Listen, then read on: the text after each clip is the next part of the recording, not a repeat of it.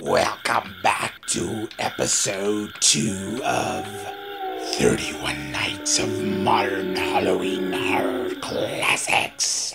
Hey everyone, thanks for joining us. I'm Count Mola Pigula, and I'm joined by Mr. Macabre. Unfortunately, YouTube says we violated some copyrights despite our fair use, so we will be unable to upload 30-minute episodes like we wanted. Curses, we will be avenged. But it's cool. All it means is that we will split each week's episodes in two, creating 9 to 10 episodes instead of the original 5. With that said, let's get started with this episode's selections. We figured that we'd celebrate the most dreadful day of the week by devoting each Monday this month to the only other creatures of the night that can come this close to sucking as much. That's right, we're talking about vampires. Blah! Tonight, we offer up Kiss of the Damned. Are you scared? No. This is what had to happen. I would have done anything to be with you. There's no need to mention any film franchise by name in connection with the state of the modern vampire. To bring it up is neither clever nor cute, but one reason we selected Kiss of the Damned as our first selection for Vampire Mondays is that in the film, sex and horror is anything but a safe and flirty temptation. Vampirism and sex are both overtly present and on screen. The film gives into carnal pleasures and embraces its sexuality, but ties it all together with the danger of giving into wanton and unencumbered behaviors. Yeah, Kiss of the Damned is a sleek, stylish, and thoroughly seductive piece that explores the trials and tribulations of being eternally bloodthirsty in our day and age. It's a film that doesn't try to glamorize the vampire lifestyle like we've seen countless times before. True, we are vicariously seduced by Juna through the eyes of Paolo, but we are also warned that the world of the vampire isn't all sparkles and raunchiness. It's more of a disease, one that unhinges the base animal buried deep within our own humanity. The vampire world in Kiss of the Damned is fraught with yearning, with frustration, and a relentless hunger that gnaws impatiently at the drop of a dime. The horror comes from those who are less in control of their condition, which happens to play the worst possible host, a bitter and jealous sibling. Sexuality is overtly connected to vampirism. Where you might find a subtle connection is in the misuse of this gift, letting it become an overwhelming, insatiable addiction that clouds your judgment. And this notion is brilliantly demonstrated by the different temptations of Juna and Paolo. One giving into baser sexual appetites, the other giving into patent bloodlust. And the film explores a great multitude of ways this supposed gift affects people. There's a dinner party scene that may appear superficial, perhaps even unnecessary, but gives excellent insight on the banality of the tired, elitist vampire trope. Instead, we are reminded of how truly unglamorous the vampire lifestyle is. That dinner party scene is pivotal for understanding how the gift, be it sexuality or vampirism, is approached differently by the characters. Importantly, it speaks to the fact that every approach is perfectly acceptable so long as all participants are in control. Of the 4 main characters, Xenia's struggle with this creature is a show stealer. She is, shall we say, the experienced woman, and her difficulties really hit home the dangers of unchecked behavior. Now, if you'll excuse me, I need to go masturbate. Well, alright then. Despite the fact that Anne Rice set a terrible standard for the modern vampire, our classic comparison here is Interview with a Vampire. I'll take the blame here as I'm the one pushing for that comparison to Interview with a Vampire. I feel like people in Hollywood saw the success of Beautiful Vampires and ran with that, rather than focusing on the story that it tried to tell.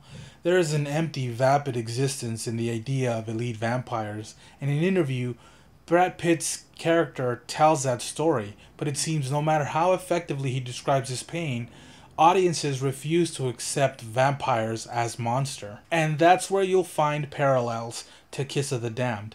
But I want to be clear here, even if you hated Interview with a Vampire and see Anne Rice as the decline of vampires, it remains true that Kiss the Damned feels like a return from the dead. Yeah, there really is an interesting, frightening creature left to explore underneath the overly sexualized elitist standard that we've come to expect from the modern vampire.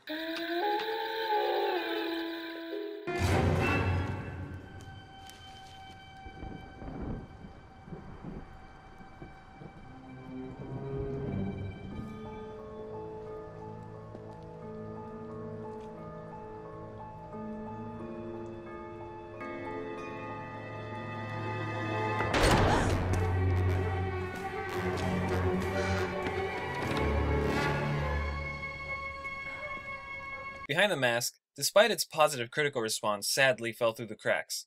A lot of films falter when they tackle self-awareness, and perhaps that component was a tad off-putting to a majority of potential viewers who simply didn't want to look behind the mask. However, had they ventured into this film, they would have been absolutely shocked by the sheer brilliance and limitless wit of this meta film. There are rare and obscure gems everywhere, but rarely can something this brilliant remain so well hidden. To the detriment of many, Behind the Masks, The Rise of Leslie Vernon has been sadly overlooked, and I'm guilty of this same dismissive attitude, and I simply now regret how long it took me to watch this modern masterpiece. Behind the Mask calmly and, most importantly, methodically pulls us aside and gives us an intelligent and often hilarious discussion of the slasher subgenre.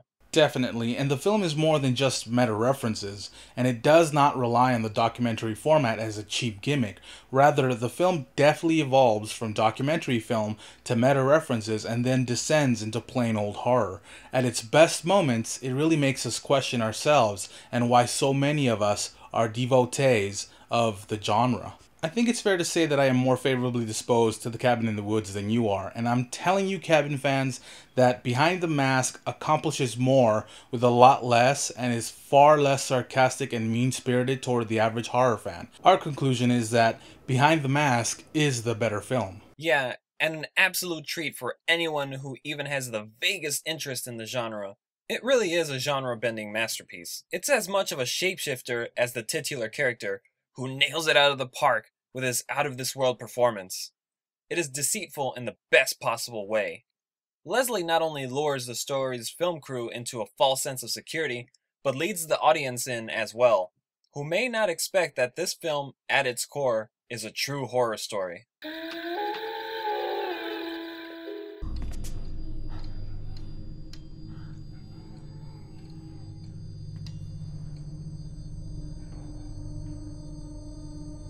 Hello?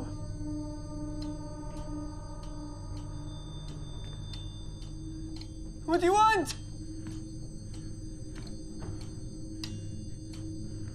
Get the fuck away from here!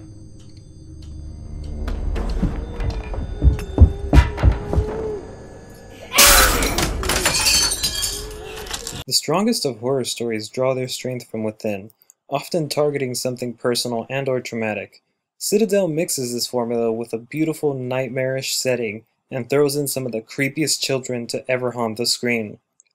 We get a mix of the psychological and the objectively horrifying here. We want to question the validity of the protagonist's fear, but the film reminds us very effectively and brutally that there is so much more to fear than what's simply plaguing the mind. Citadel is a slow burn that never escalates into a raging fire, but nevertheless burns brightly.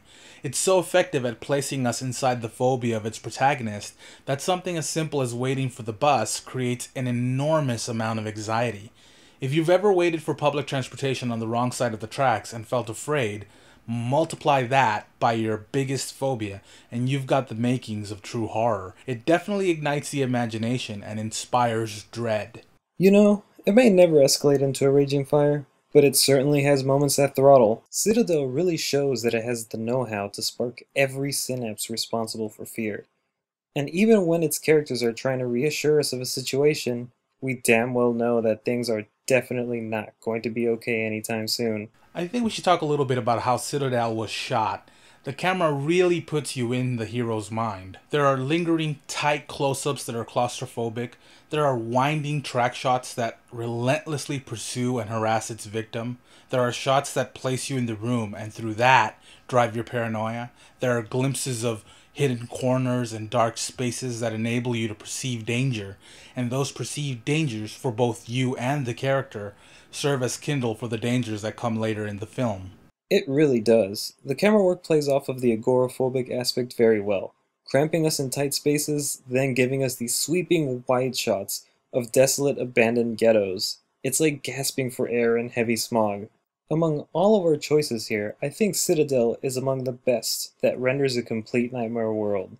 There is a sense of ambiguity that hangs in the air throughout that really keeps us on our toes. And both every subjective and objective element in Citadel plays to that strength. When it comes to real-life phobias, reassurances are often meaningless and ineffective. So what horror does is tell you that the spider is not dangerous, and then boom, gives you a close-up. Or he tells you that you will be fine alone in the dark, and then lights out. And it tells you that there are no monsters in the dark. That is Horror 101 used beautifully. This year's Queen of the Dances,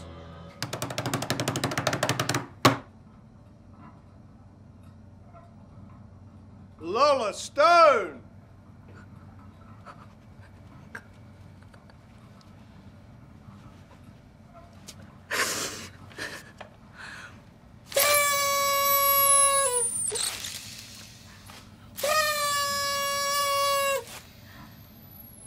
Blow your whistle, King. Loss will always be difficult to endure, no matter who you are.